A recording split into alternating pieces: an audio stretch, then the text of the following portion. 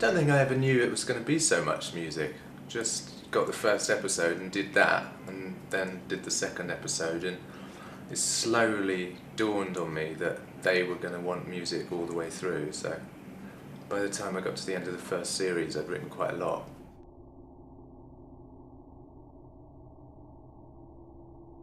Doing any theme, again, anything that isn't your own work, where somebody already has a sort of idea of what it's supposed to be, makes it difficult. If you start and do something yourself, nobody can tell you what it's supposed to be. Yeah, it was difficult, but I wouldn't say it was the most difficult thing in the world to do.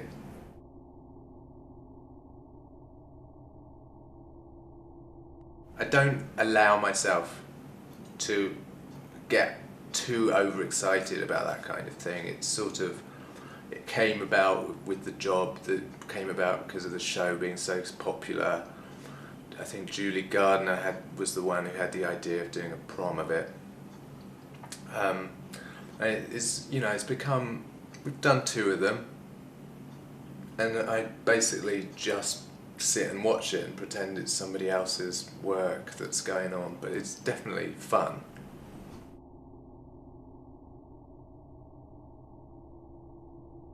I don't really know. All I know is that when I started doing it, I would be incredibly anxious at the thought of how I'm going to get these 2 episodes done in a month or something.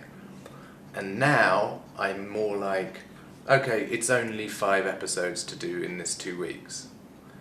So somewhere along the line, I got used to it. And once you've got used to it, you're not scared of it anymore.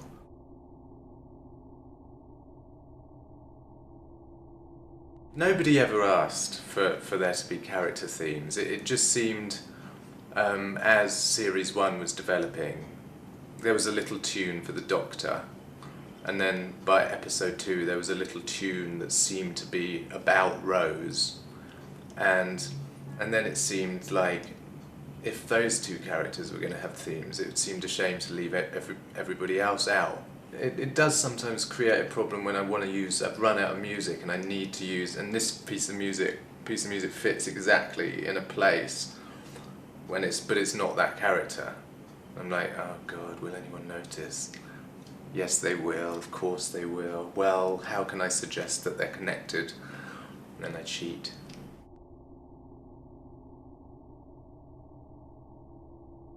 There's a little bit of a myth that, you know, you have to have a group of people who are used to playing soundtrack work to get a good soundtrack performance, or to be able to get through the material as quickly as you need to. And, you know, the National Orchestra of Wales basically exploded that myth completely, because they pick things up incredibly fast, second or third take really. We very often don't even get a chance to do a third take. Sometimes just a first take, in fact. And they seem to tolerate me and Ben being there and playing the music, so long may it continue.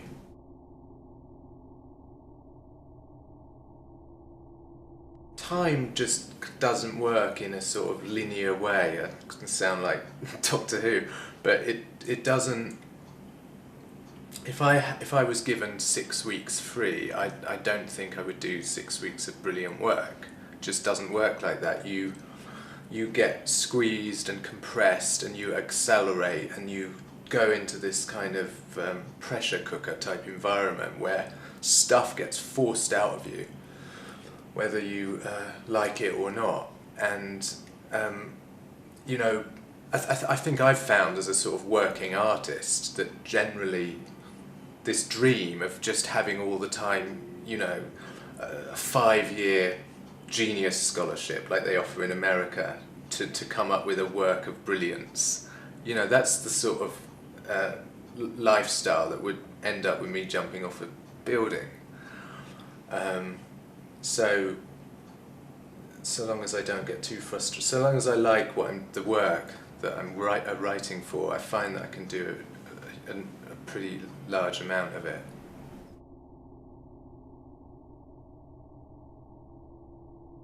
I just did a play, a musical for Radio 3, which I wrote in October, so somehow I fitted that in. I'm working on a ballet with a company based in Newcastle. I scored a movie that the Weinstein Company had produced, and it's opening this April. So, you know, things are ticking along.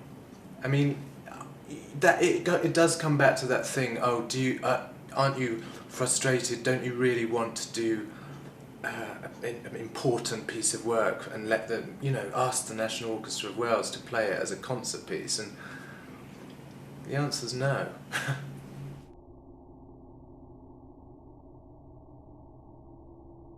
When I'm not in London, we do the recordings and I come in on Skype and just sort of see what's going on down the camera. It's not the same, but you know, it runs pretty efficiently. But having said that, if anything goes wrong down the chain, there can be a big car crash quite quickly.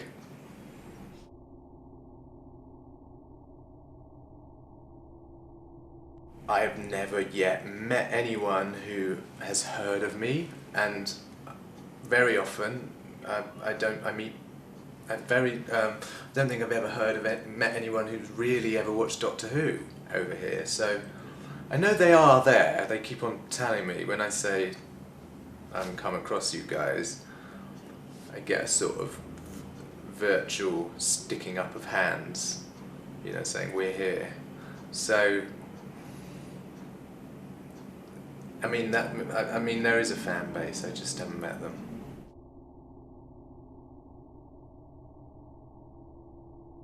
I put my hands in my ears when the music got loud because I knew I didn't want to hear the music because it would scare me. I still do that actually in horror movies. But yeah, Tom Baker was the Doctor of my era, and yeah, he's, apart from the last three, he's the only one I've really watched. I don't think I've ever seen a bit of John Pertwee and stuff, but not much. I haven't seen any of the others.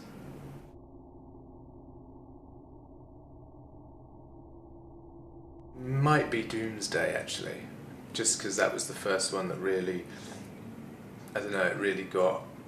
I mean, in that there is a fan base, you know, that was the one that sort of made people's ears prick up a little bit, I think. So, but I love I Am the Doctor for Matt as well, and Rose's theme and Gallifrey. You know, I do like those pieces. So, I mean, I would say that my choices would be pretty much consistent with what other people would choose as well. I mean.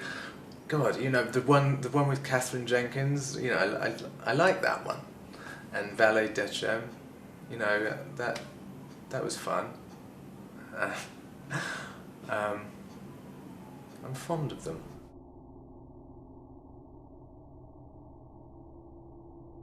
Probably Ennio and Morricone and Danny Elfman and then David Bowie. You know, just they're all very melodic, and sort of Danny Elfman's idea of a gothic sort of orchestra in Batman in '87, I think it was. That was a really good sound, and then his fantasy stuff. And then I I admire Bernard Herrmann and Jerry Goldsmith a lot as well. I mean, as composers, I'm not sure that they've percolated through. They're more complex in a way. But I love Ennio Morricone.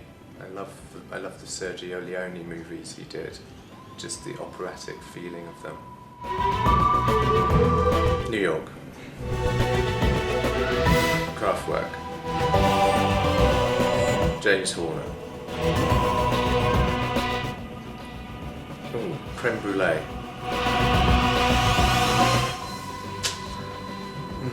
Synth. Walk. Dog. Christmas. Tom Baker. Daleks.